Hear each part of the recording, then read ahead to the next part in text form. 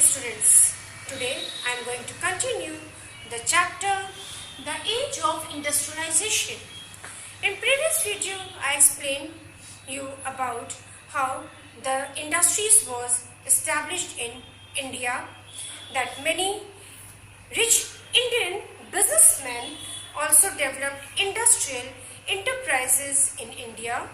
In Bengal, Dwarkanath Tagore set up 6 joint stock companies in the 1830s and 1840s. In Bombay, Parsis like Dinshaw Pitt and Jamshedji Tata built huge industrial empires in India. Seth Hukumchand and a Marwari businessmen set up first Indian jute mill in Calcutta in 1917. Also traded with China also. Then afterwards I explained you that where did the workers come from, that in most of the industrial regions workers came from districts around with the development of factories. They were mostly peasants and artisans who failed to find any work in the village. Most workers in the Bombay cotton industries in 1911 came from the neighboring district of Ratnagiri. Mills of Kanpur got workers from district of Kanpur. Now today I will explain you about the peculiarities of the industrial growth. The European managing agencies were interested in tea and coffee plantation, mining, jute and indigo, and they invested these products. The Indian industries did not want to compete with the Manchester's goods. They produced cotton yarns rather than fabric, which was either used by the Indian handloom weavers or exported to China.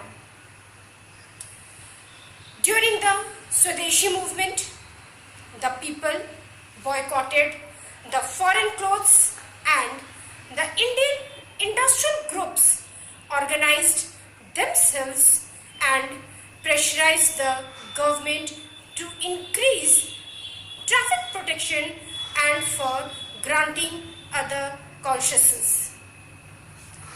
Again, the Indian industries shifted from yarn products to cloth production because the Indian yarn exports declined in China as Chinese and Japanese mills became plenty in China.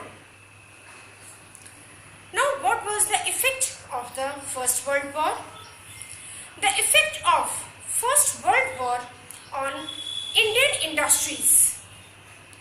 Indian mills regained the domestic market as the British mill were busy with the war needs, production, and also the Manchester imports declined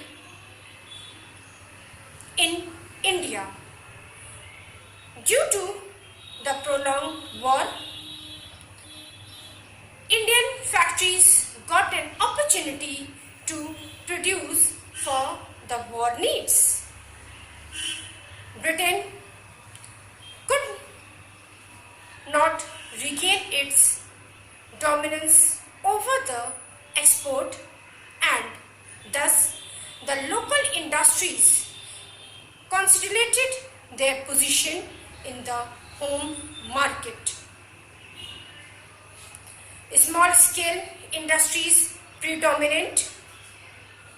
There was a small proportion of large scale industries in the country, and about 67% of these were located in Bengal and Bombay. Very less percentage of labor force were working in the registered factories and rest were engaged in the workshop and household units.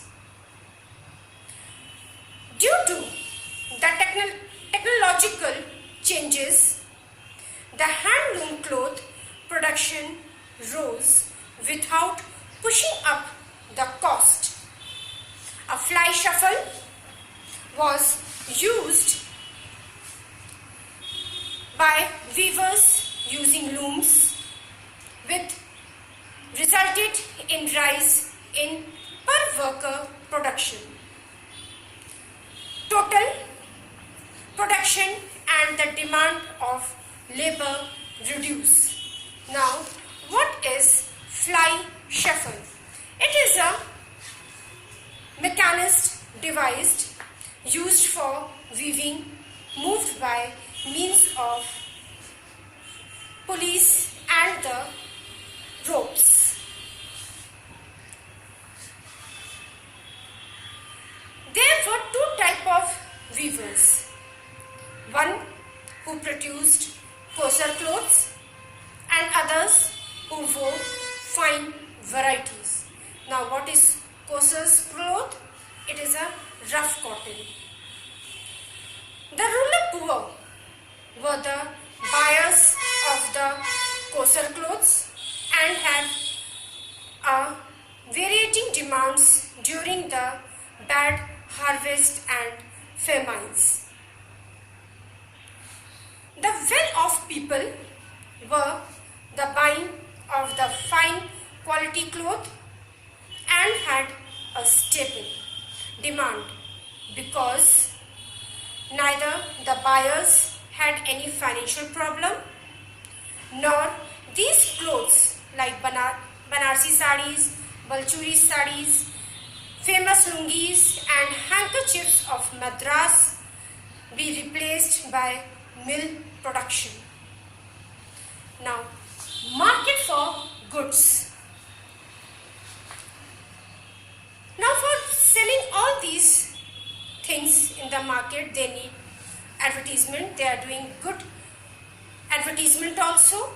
That is, when any new product is launched in the market, it is the utmost goal of the companies to attract the buyers and make them feel like using the products. Advertisement is used since the beginning to attract the buyers because it helps in making the product appear desirable and necessary.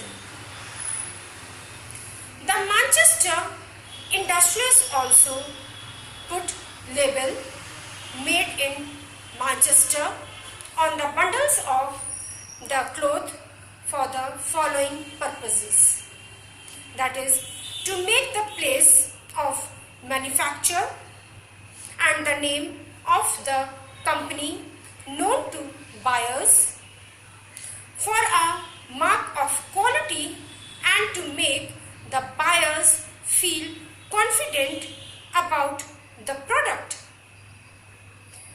These labels carried the words, texts, images and beautiful illustration which gives some idea about the mind of the manufacturers, their calculations and the way they approach the buyer.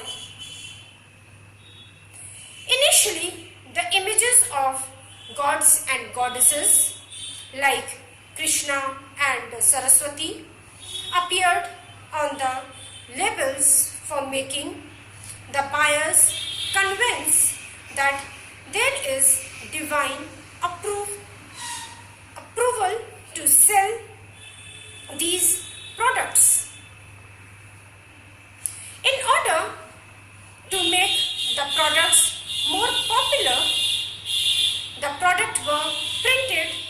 newspapers, magazines, and the most important on the calendars. The calendars became the most popular due to many reasons. They were used even by the illiterate and poor, hung at tea shops, hung in homes, which they see day after day through the year. Then afterwards, the figure of important personalities, Nawabs, were also used in the advertisement and calendar to expand the market of the product.